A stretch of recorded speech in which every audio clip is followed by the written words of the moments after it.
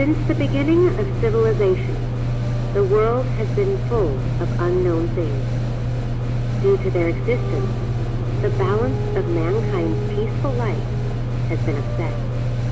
However, no matter how advanced our technology, no matter how great our scientific breakthroughs, there will always be anomalies that cannot be explained. We don't know where they come from, or what their purpose is. These questions plague mankind and affect our daily lives.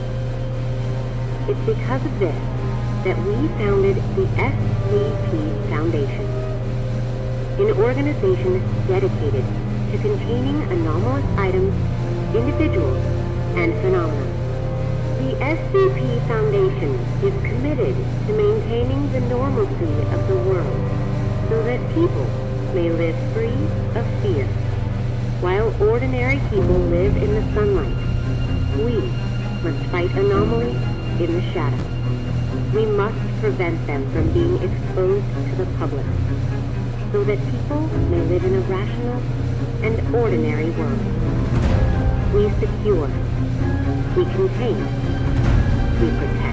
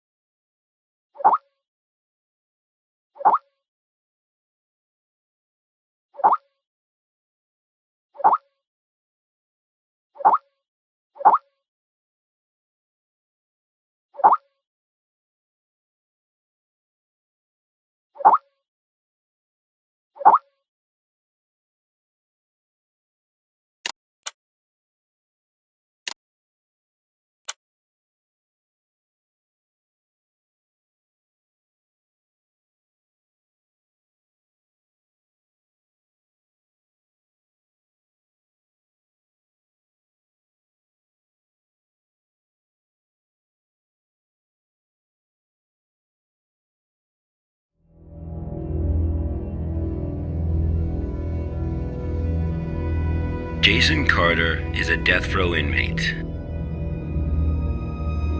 In exchange for clemency, he has agreed to work with the SCP Foundation for 30 days. Upon completion of his work, he will be a free man.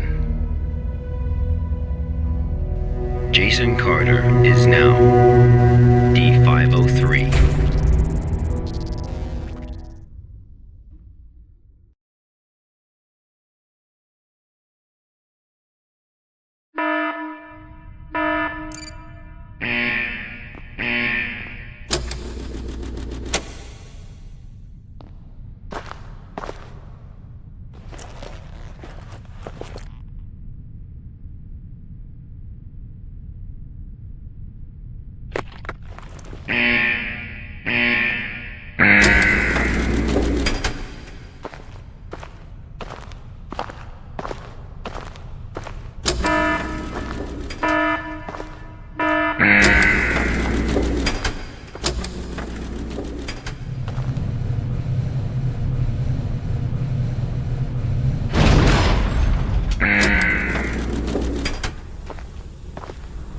D503 was given no clear instruction of the task to be completed.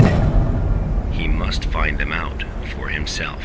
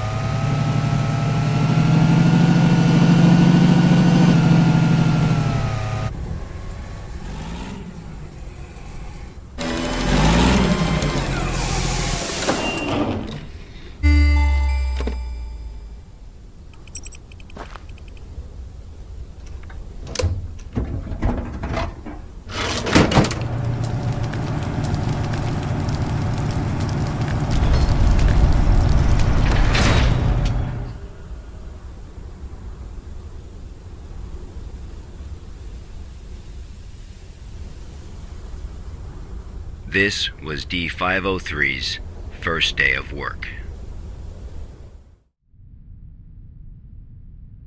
SCP protocol mandates that D503 now undergo a psychological evaluation.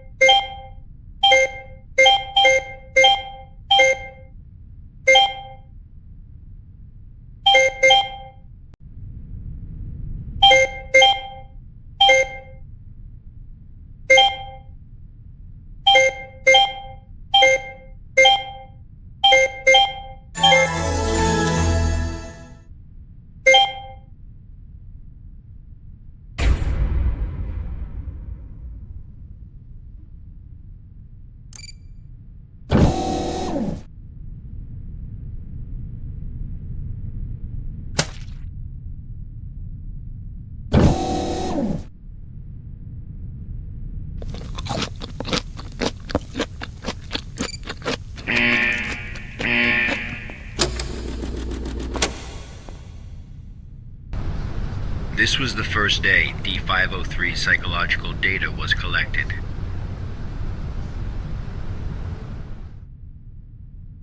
You're probably wondering, how can this job earn freedom for a death row inmate?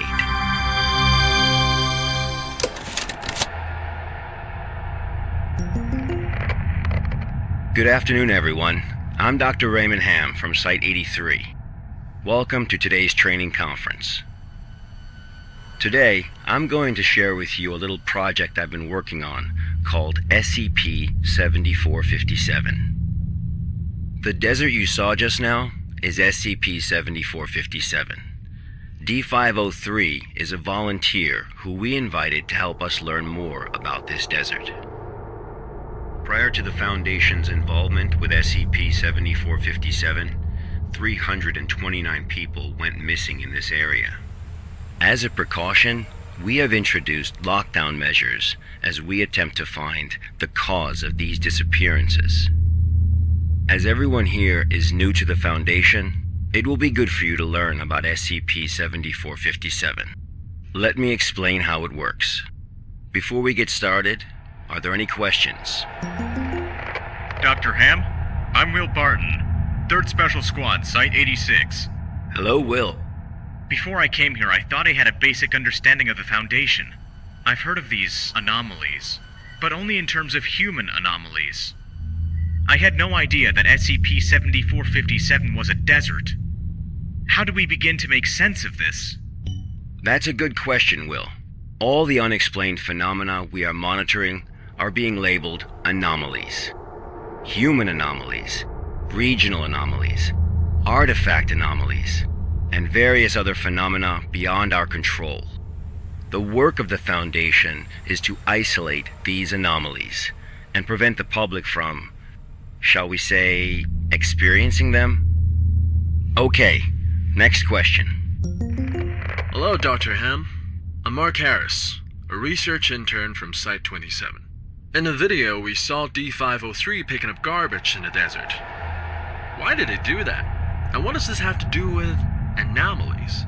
Okay, Mark. What I can tell you now is that everything you see is part of SCP-7457. SCP anomalies can be a little difficult to understand at first. Just know that it, or they, have their own rules. Perhaps you'll understand what I mean once we finish watching the video. Okay, Let's move on.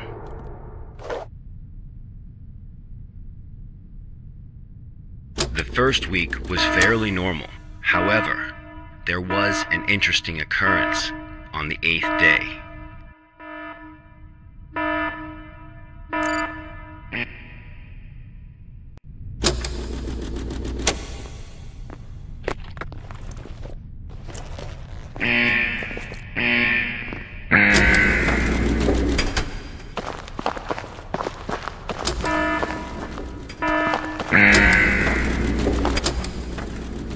Let's have a look at what happened.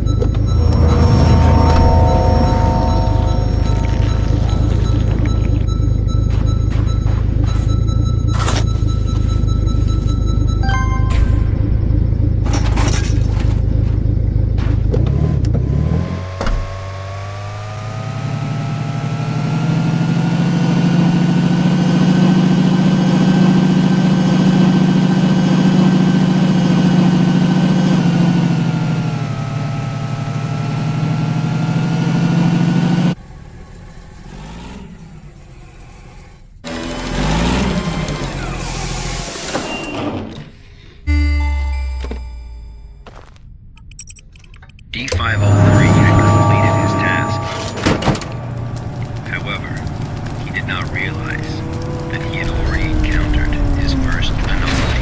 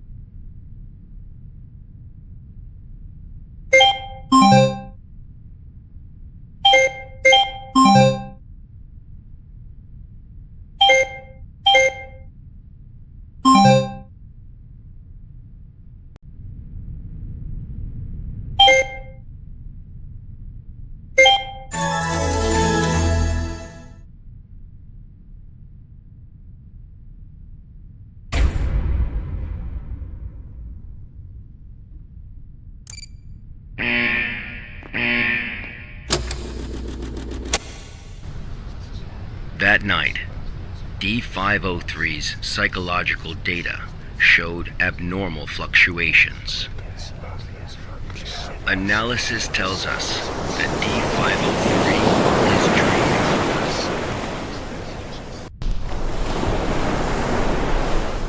Unfortunately, though, we have no way of knowing what he dreamed of that night.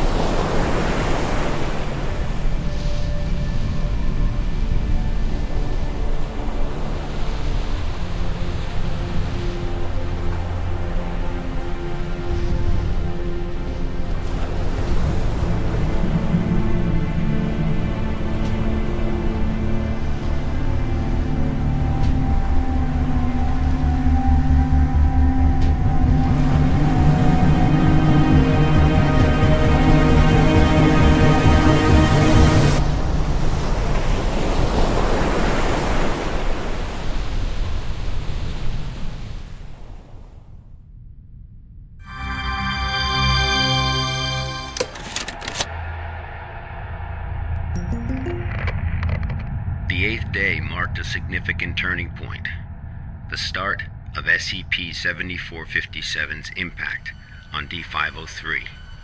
Are there any questions before we go on? Hello, Dr. Ham? I'm Spencer Jones from the Special Operations Department of Site-21. Hello, Spencer. It's still unclear as to why D503 needs to pick up all of this trash. If you wanted to monitor his psychological response to SCP-7457, why not just leave him out in the desert? Why assign him these tasks when there are already psychological evaluations taking place? Okay, our analysis has indicated that SCP-7457 produces a new cluster of trash every 8 minutes and 37 seconds. If waste collection is not done regularly, all that trash may soon flow into our world. It is worth noting, though, that the quantity of waste created here pales in comparison to the amount produced by humans. However, it still has the potential to become a significant problem in the future. By assigning these tasks to D503, we can monitor his reactions while also containing the trash. There is another reason, but we will get to that one later. Is it not the case that the Foundation is exaggerating the importance of a minor issue before the issue is fully understood? Okay, everyone. I must emphasize that behind us is the general public, who are wholly unaware of any of this. Being meticulous and maintaining a serious attitude is essential at the SCP Foundation. Any oversight or underestimation of the enemy may result in disaster. Thank you, Dr. Ham. I understand. Good. Let's move on. The effects of SCP-7457 on D503 became most obvious on day 15 of the test. Due to the conditions that day, we were only able to track his movements after recovering data from his radar. It was definitely a bad day, perhaps the worst, even for a death row inmate.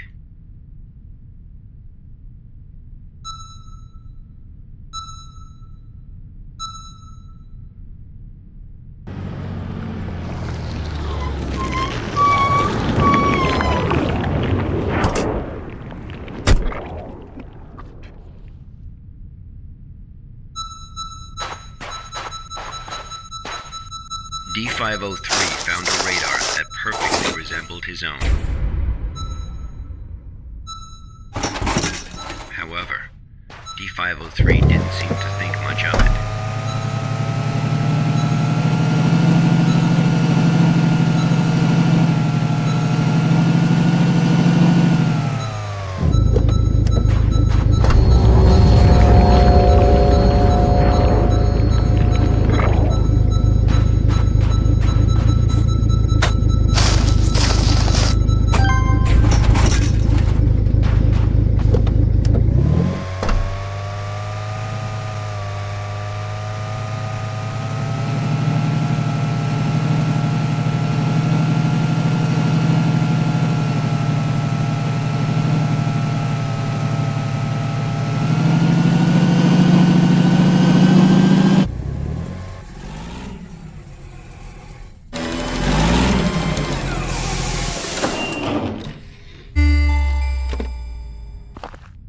Persistent adverse physiological reactions proved to be a challenge for D503. He still managed to complete his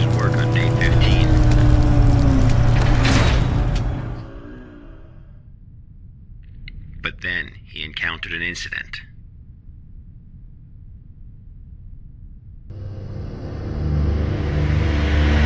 A sandstorm.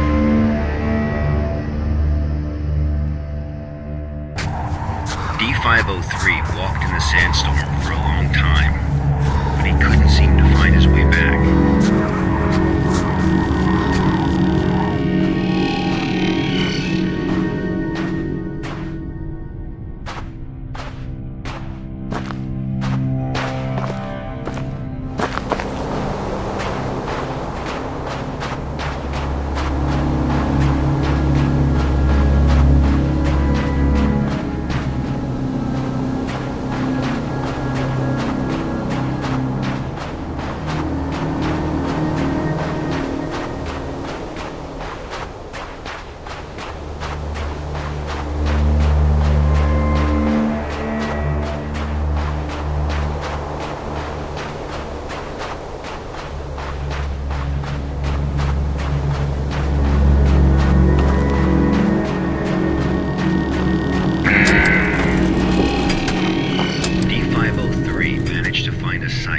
Just as he was beginning to grow weak with exhaustion, a sight he was not familiar with.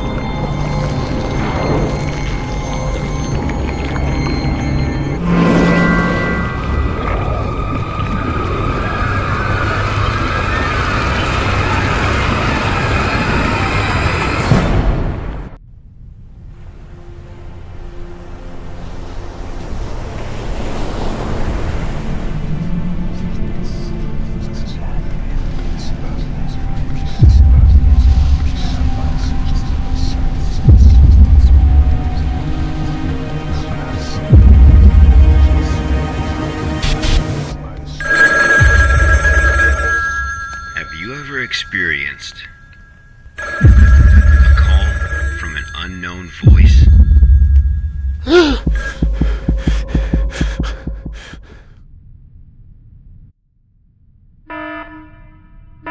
Approximately 13 hours later, a visibly trembling D503 returned to Site 8.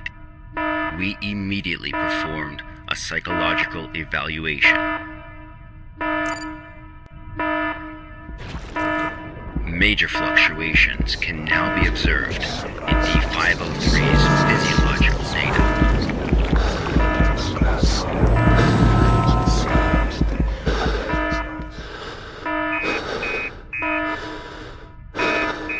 The results of the psychological evaluation were so troubling, we had to abort the mission.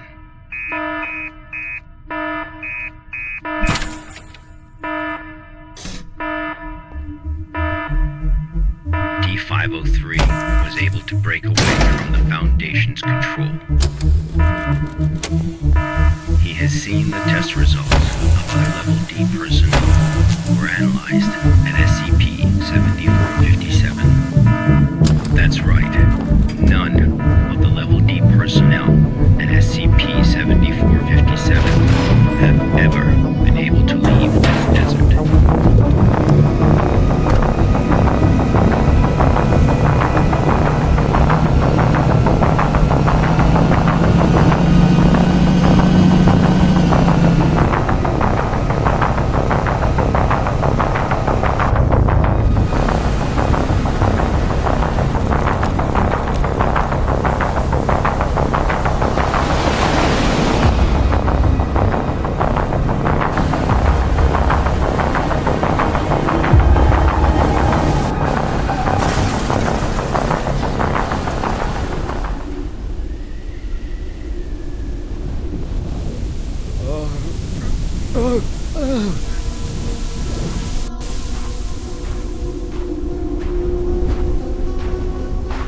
D503 heard the call. Humans often believe that their fate is in their own hands, that all choices come from their own free will. They don't realize that we humans form only a small part of this world. Out there, in the unknown world, we are as insignificant as a grain of sand in this vast desert.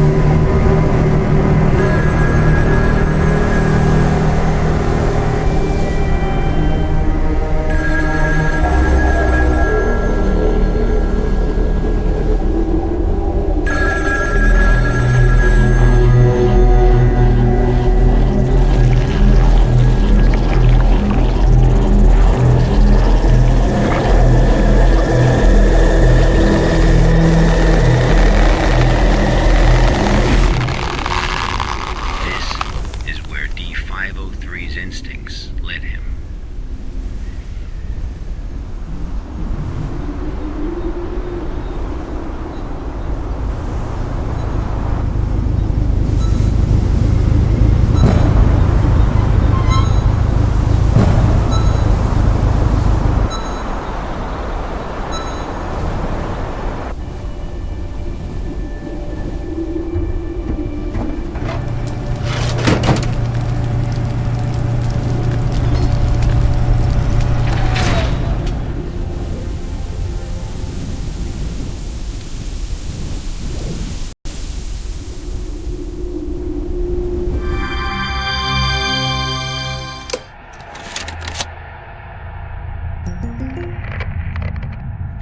Days later, experiment participant D722 found the radar that had belonged to D503.